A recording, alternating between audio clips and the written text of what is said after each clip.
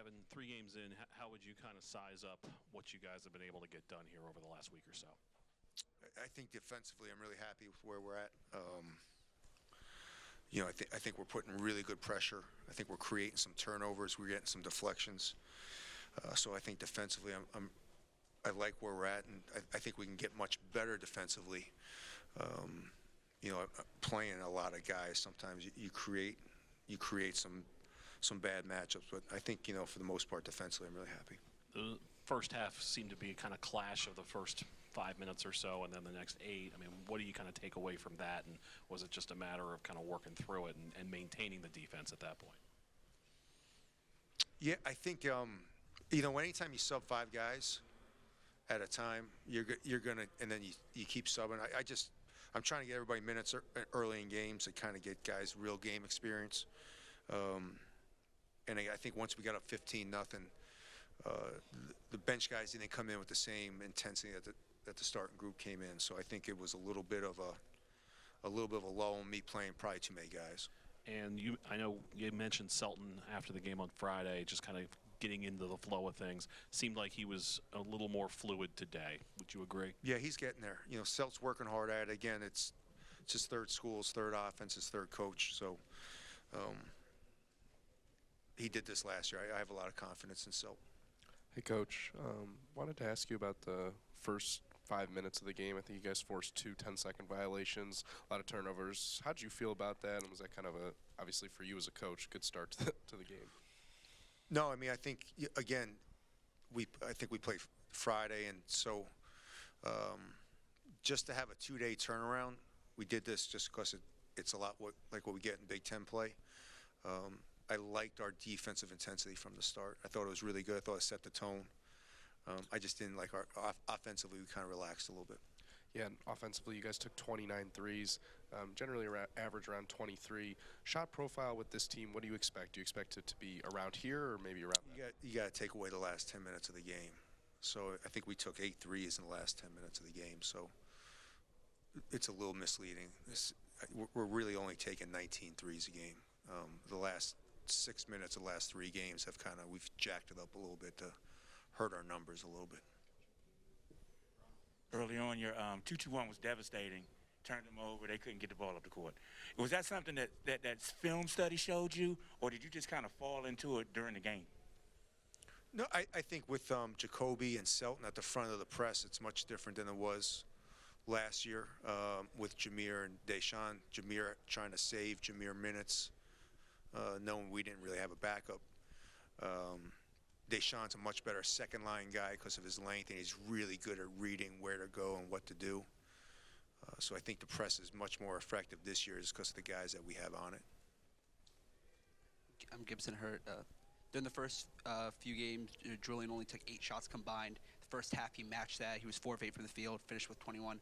Was it part of your game plan to get him the ball early, or was it just kind of how the game played out? Yeah, one of the frustrating things and Julian hasn't been frustrated, but when you put this many new guys out there with him, there is a learning curve to understanding where he likes the ball, when to get the ball, where to get the ball.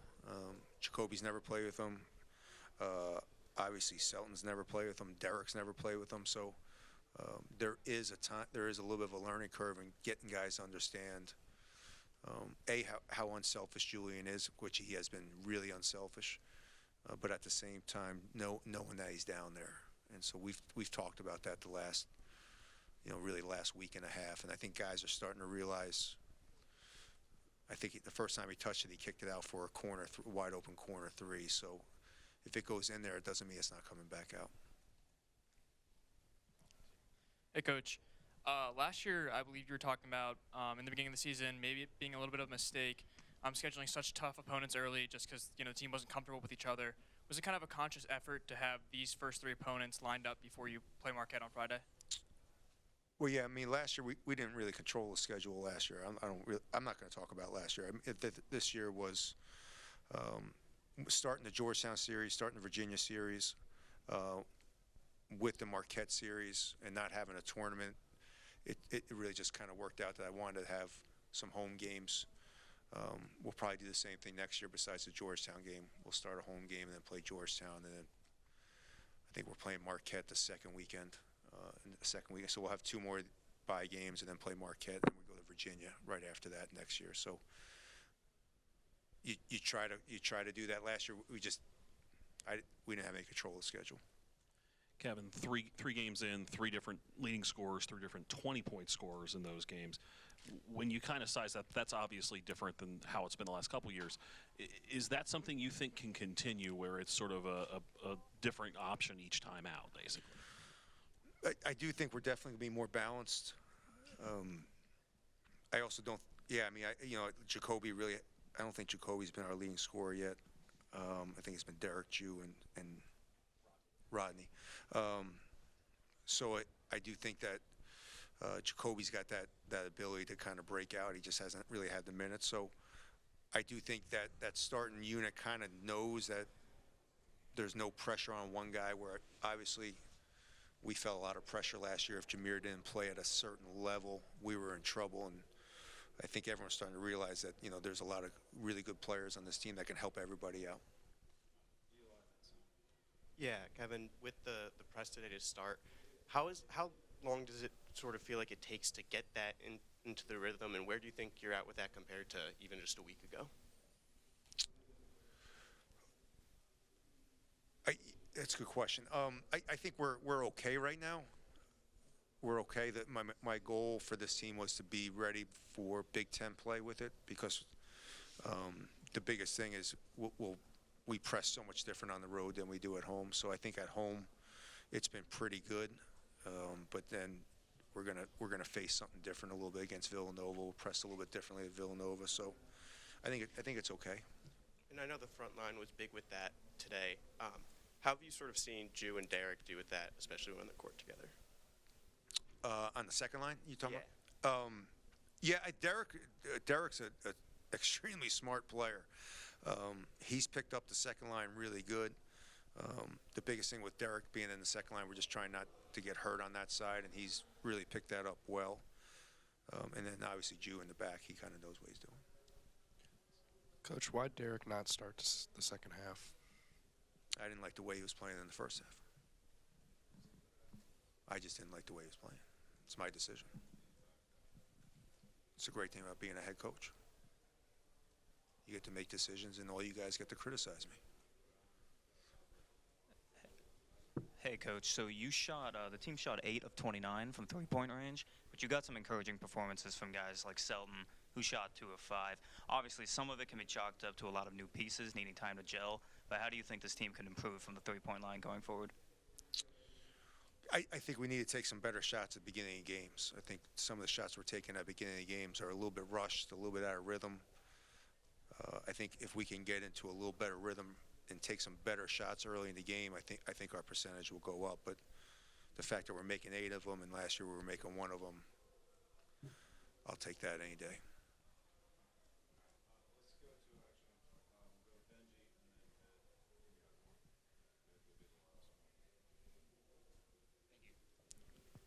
Coach, what have you thought about Jacoby so far, only committing 2 turnovers in the first 3 games and double-digit scoring in each of those 3 games? And what do you want him to do more of in a tougher test against Marquette?